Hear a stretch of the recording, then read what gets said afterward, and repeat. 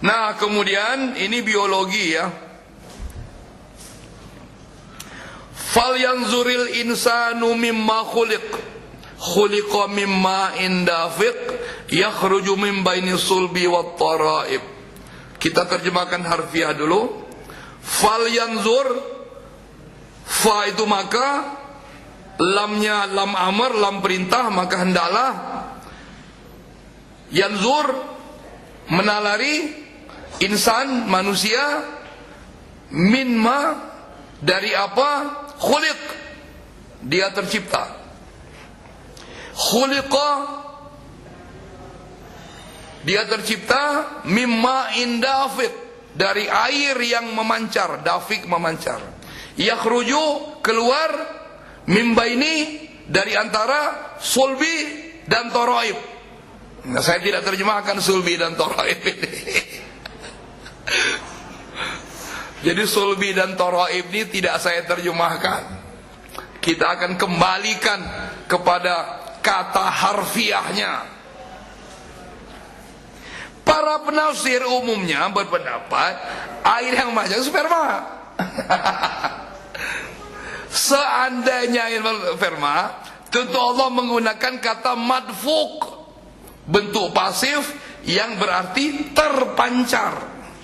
Sebab sperma tidak dapat memancar dengan sendirinya, terpancar.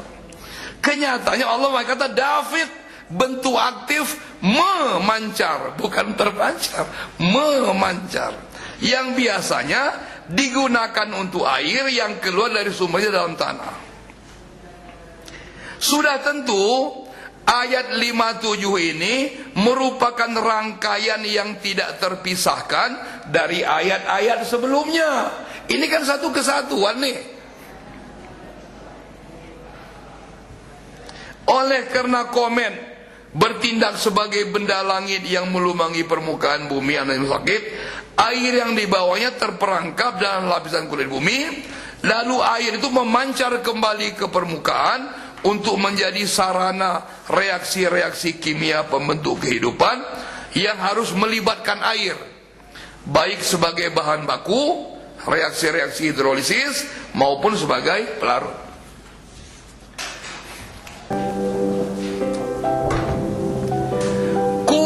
Bumi tempat air memancar itu tersusun dari bebatuan yang keras, sulub, dan tanah atau debu yang lembut, taraib.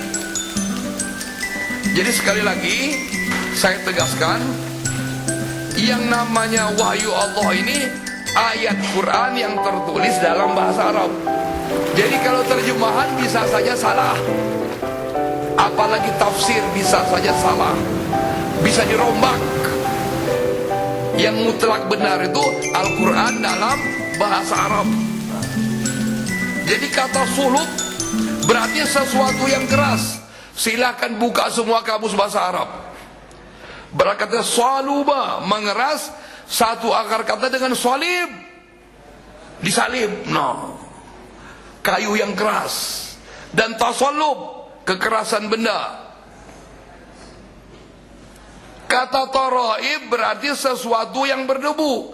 Dari kata kerja tariba, menjadi debu. Satu akar kata dengan turab, debu tanah. Matrabah. Dalam surah Al-Balad kan ada itu, matrabah, yang terhampar, tunawisma yang tidur di tanah, matrabah. Dalam masyarakat Arab dahulu, anak-anak sebaya sering bermain debu padang pasir, sehingga teman sebaya disebut tirb, jamaknya atrab. Kata-kata ini dipakai dalam Al-Quran. Atrab, matrabah, turab, ini dipakai oleh Allah dalam Al-Quran. Tafsir para ulama abad pertengahan, ya ini orang biologi yang mesti berbicara ini, bahwa ayat ini menerangkan sperma yang keluar dari tulang punggung tulang dada, sudah saatnya kita tinggalkan. Sebab sperma tidak dikeluarkan dari sana. Allah SWT mengatakan bahwa benih dari laki-laki itu diproduksi dari 2 buah testis yang terdapat dalam skrotum, kantong di sela-sela paha. Sel sperma berukuran 5 mikrometer, terdiri dari kepala dan ekor, diproduksi dalam jumlah sekitar 10 juta butir setiap hari. Jadi 10 juta butir setiap hari sperma. Nggak tahu kemana aja larinya ini. Setelah seorang laki-laki memasuki masa pubertas, sel sperma ini dikeluarkan dari testis melalui epididymis, masuk ke saluran vas deferens, dibawa menjadi kelenjar prostat. Dan prostat memproduksi cairan kental, semen namanya, yang memberi sel-sel sperma energi lincah bergerak. Dari kelenjar prostat, sel sperma melalui uretra pada penis dikeluarkan pada saat ejakulasi. Sejak pembentukan sampai pengeluaran, sperma tidak berhubungan dengan tulang punggung dan tulang dada. Silakan orang biologi yang membahas ini. Jelas sekali bahwa ayat 5 surah At-Tariq ini bukan bercerita tentang sperma, tulang punggung, tulang dada seperti penafsiran ulama-ulama zaman pramodern. Mereka bercerita tentang air yang memancar dari bebatuan keras, solub, dan tanah lembut taraib pada kulit bumi. Sekali lagi saya ulangi, penafsiran ayat-ayat ini tidak boleh kita lepaskan dari konteks ayat-ayat sebelumnya.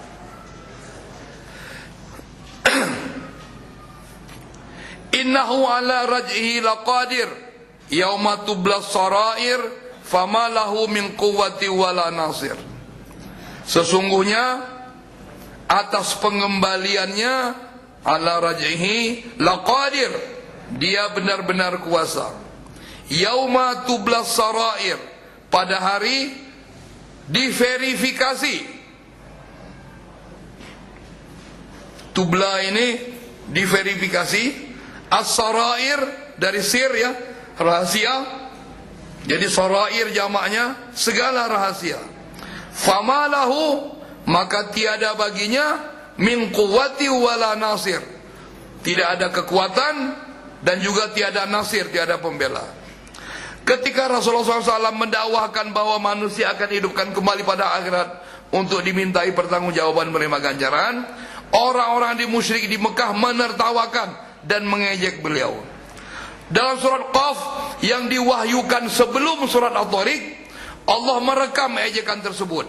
Aiza mitna wa kunna turaba, apakah ketika kami telah mati dan kami telah jadi debu mau dihidupin kembali? Artinya zalika raj'um ba'in, itu adalah pengembalian yang jauh. Maka Allah menegaskan bahwa dia benar-benar kuasa untuk mengembalikan manusia hidup di akhir akhirat nanti.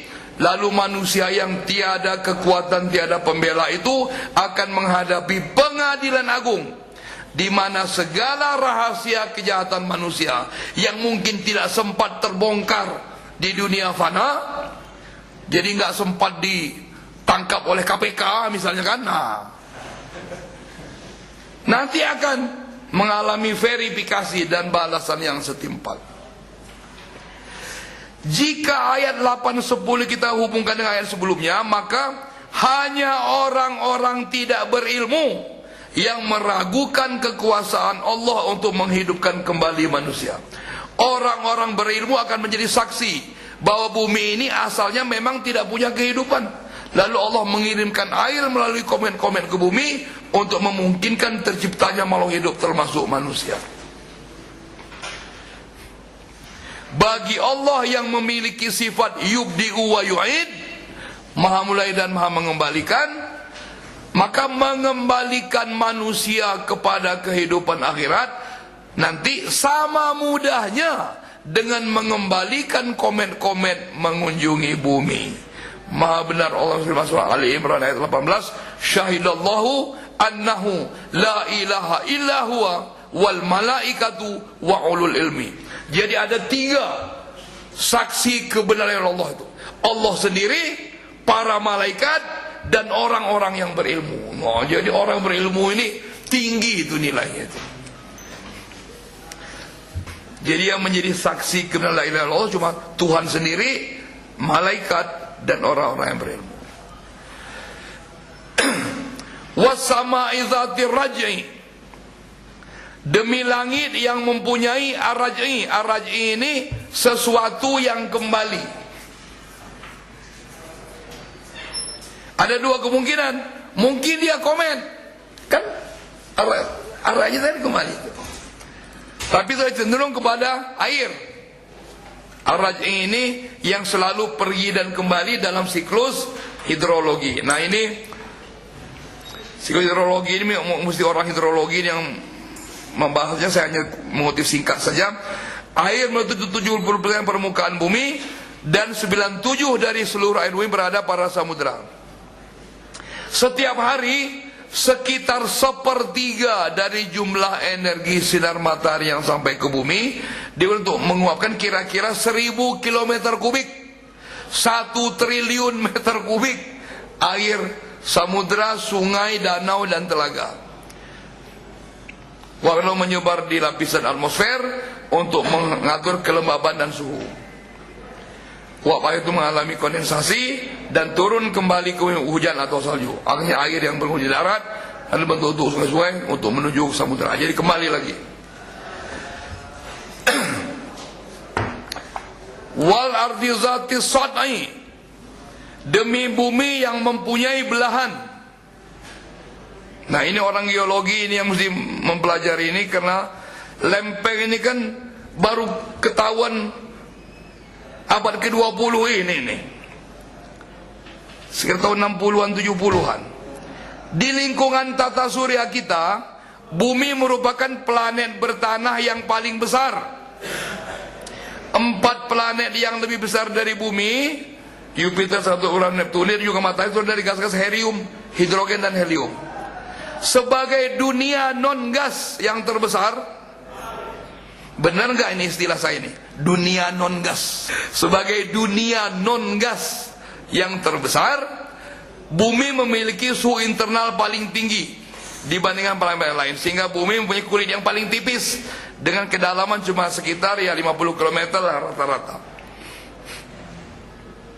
Suhu internal yang tingginya kan kulit tipis terbelah menjadi 6 atau 7 belahan besar yang disebut lempeng.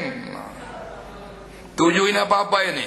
Lempeng Eurasia itu yang besar tuh, Indo-Australia, Pasifik ya, itu yang dekat-dekat Afrika, Antartika, lempeng Amerika Utara, lempeng Amerika Selatan.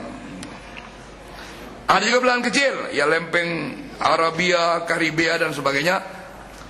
Lempeng-lempeng menyetel secara pas, seakan-akan dilekatkan oleh seorang tukang kayu yang piawai. Itulah mereka ada lempeng-lempeng tektonik. Karena bahasa tektonik itu tukang kayu artinya, bahasa Yunani. Lapisan di bawah kulit bumi memiliki suhu cukup, dan gerang itu mendorong lempeng-lempeng ke sana kemari. Akibatnya terjadilah pembentukan benua dan pulau-pulau serta pembentukan palung basin yang merupakan wadah bagi samudera. Masuk pada lempeng tektonik ini dinamis ini musim gempa bumi, bahkan mungkin gelombang tsunami. Janganlah kita melupakan kenyataan bahwa lempeng-lempeng itu merupakan kurnia Allah yang patut kita syukuri. Seandainya bumi tidak mempunyai belahan berupa lempeng tektonik, tentu ocean basin tidak terbentuk sehingga air akan menutupi seluruh permukaan bumi. Innahu laqaulun fasal wa ma huwa bil hazl.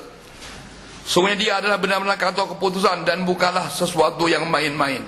Jadi segala yang diberikan Allah, mulai dari komet tarik yang menjadikan air ma, sampai kepada belahan lempeng sada yang dimiliki bumi untuk menampung sebagai sumber kehidupan, serta kehidupan kita di dunia fana ini akan dikembalikan kepada Allah, kepada kehidupan akhir yang abadi.